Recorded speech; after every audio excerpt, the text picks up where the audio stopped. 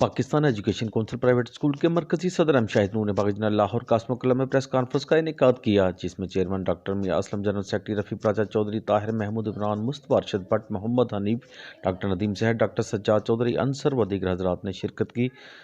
مرکزی صدر ایم شاہد نور نے حکومت سے مطالبہ کیا ہے کہ تعلیمی اداروں کو تباہی سے بچانے کے لیے اساتذہ کو فوری بلا سود قرضے دیے جائیں۔ چودھری طاہر محمود نے کہا ہے کہ تعلیمی ادارے بند کرنے کی تجویز کو ہم مسترد کرتے ہیں، ہمیں SOPs کے تحت اسکول کھولنے کی اجازت دی جائے۔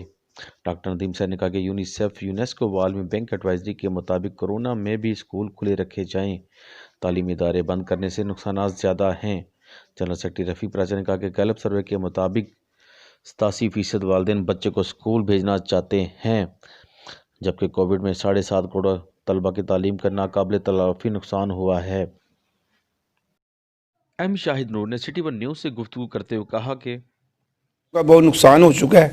اگر حکومت 10 جنوری کو اسکول نہیں کھولے گی تو پھر ہم شدید احتجاج کرنے پر مجبور ہوں گے، اور حکومت کو چاہیے کہ وہ نجی تعلیمی اداروں کے اساتذہ کے لیے اور جو کرائے کی بلڈنگ ہیں ان کے بلا سود قرضے فراہم کرے تاکہ نجی تعلیمی ادارہ اپنا وجود قائم رکھ سکے۔ ان سے درخواست ہے کہ میری اس بات پہ یقین کریں کہ جو اسکول کرائے کی بلڈنگز میں تھے ان اسکولز انہوں نے اپنی بیویوں کے زیور بیچ کے کرائے دیے ہیں۔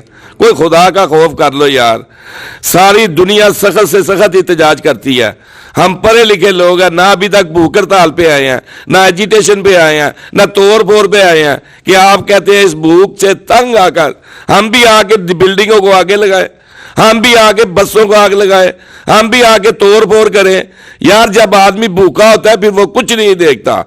ہمارے سکولز کے جو ٹیچر ہیں وہ بھوک سے نڈال ہو چکے ہیں۔ کیمرامین فرحان شیخ کے ساتھ Arshad Ali Ansari, City One News, Lahore.